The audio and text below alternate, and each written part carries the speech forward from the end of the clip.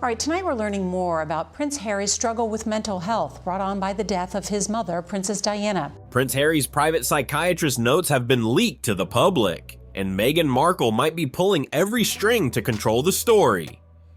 These aren't just random rumors. We're talking personal therapy records revealing anxiety, royal family conflicts, and even private mental health strategies. Who leaked them? How did the media get hold of them? And is Meghan actually running a secret PR operation behind the scenes to shut it all down? Let's get into it. These leaked notes aren't just some random diary entries. They're actual session write-ups from Harry's private psychiatrist. They go into a lot of detail about how he's been feeling, the stuff that keeps him up at night, and the triggers that set him off. From what's being shared, there are mentions of him struggling with anxiety and feeling a constant weight of guilt, like he's always second-guessing himself. There's also talk about PTSD triggers, stuff that takes him back to moments he's tried to move on from, like paparazzi encounters or tense arguments within the royal family. And I quickly established that if this relationship was going to work, that I was going to have to deal with my past, because there was anger there.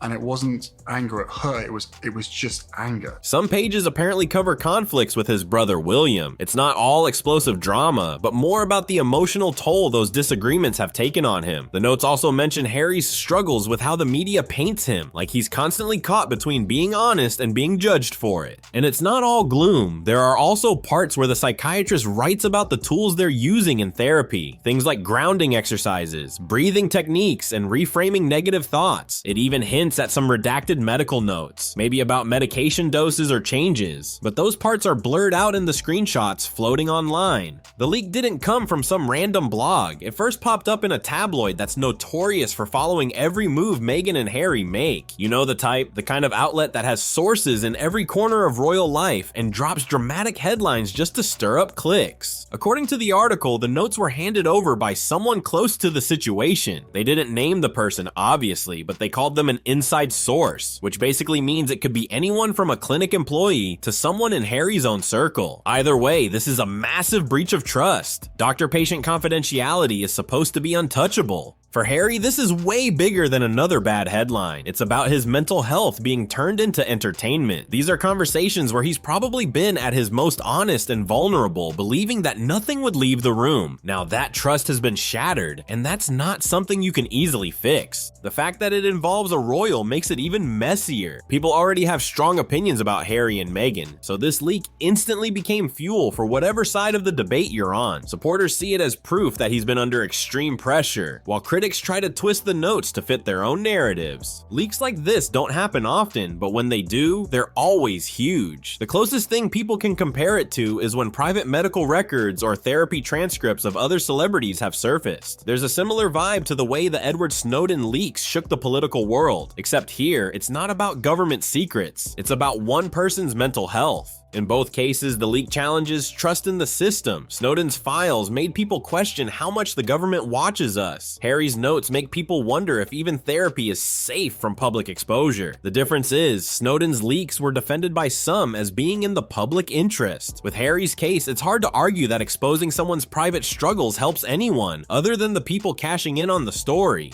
There's also the celebrity factor. We've seen private texts, emails, and recordings get leaked before, but psychiatric notes hit different.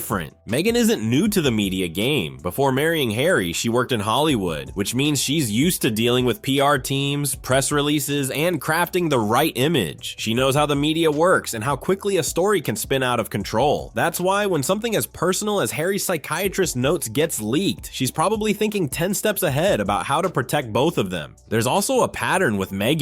In the past, whenever negative headlines have surrounded her and Harry, she's responded in a very strategic way. Sometimes it's through carefully timed interviews, other times through op-eds in respected outlets, or even by using social media to share a more positive narrative. It's not about randomly reacting, it's about setting the tone so that the public sees their side of the story before someone else defines it for them. Your family cut you off? Yeah, in the first quarter of 2020. But I've got what my mum left me, and without that, we would not have been able to do this.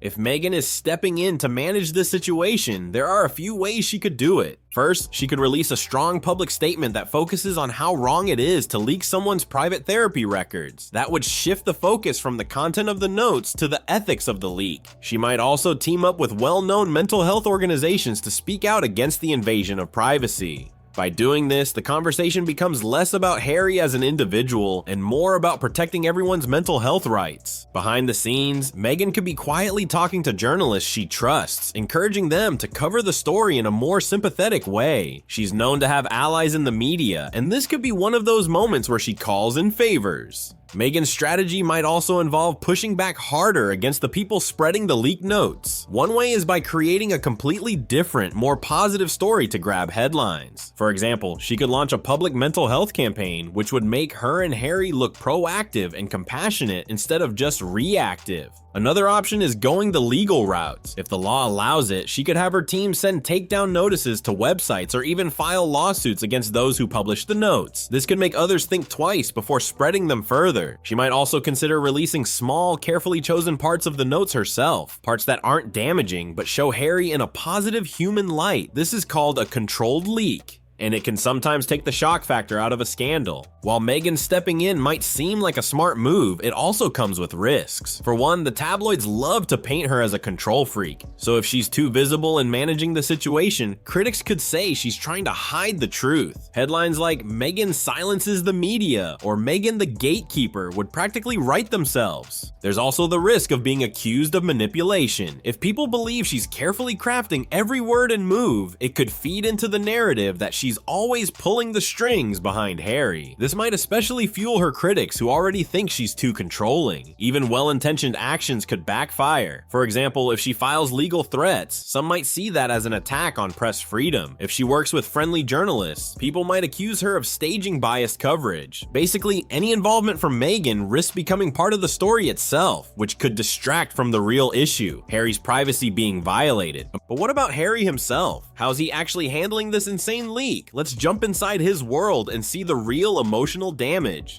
Harry's life has been shaped by trauma from an early age. Losing his mother, Princess Diana, in such a public and tragic way left deep scars. The constant flash of paparazzi cameras, the endless media headlines, and growing up under public scrutiny only added to the weight he carried. Later, his time in the military brought its own challenges. While serving gave him purpose, it also exposed him to high-stress situations that stayed with him long after he returned home. So many of us, probably 99.9% of us, are carrying around some form of unresolved grief, trauma, or loss.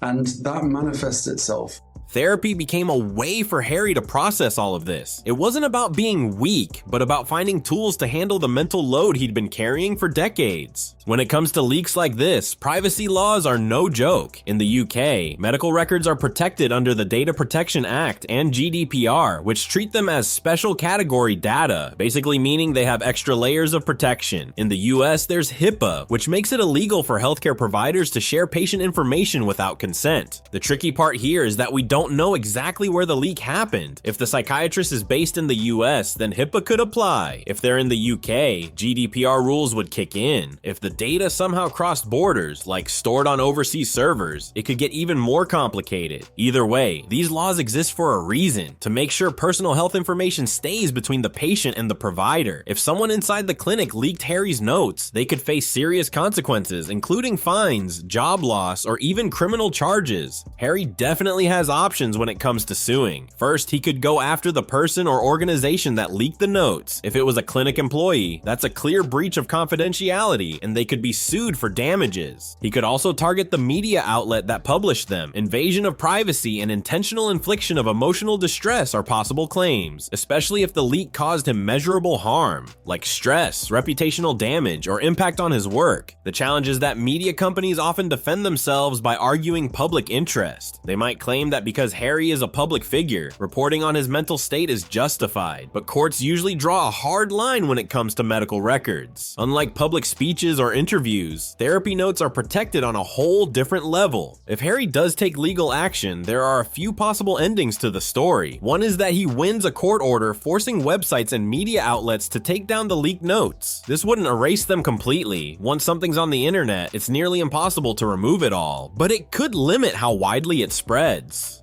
Another outcome could be financial compensation. Courts might award damages for the emotional and reputational harm caused by the leak. But even a big payout wouldn't really fix the personal damage. It's not like money can restore trust in therapy. There's also the chance of criminal charges if the leak violated specific privacy laws. That would depend on the jurisdiction and whether prosecutors think the case is strong enough to pursue. So after everything we've gone through, it's clear this leak is way more than just another royal headline. It's not just about Harry and Meghan, it's about the safety of private mental health conversations for everyone. If therapy notes can be leaked from one of the most high-profile people in the world, then the trust we put in confidentiality is at risk. So what do you think? Drop your thoughts in the comments. And of course, hit that subscribe button and turn on notifications so you don't miss our next deep dive.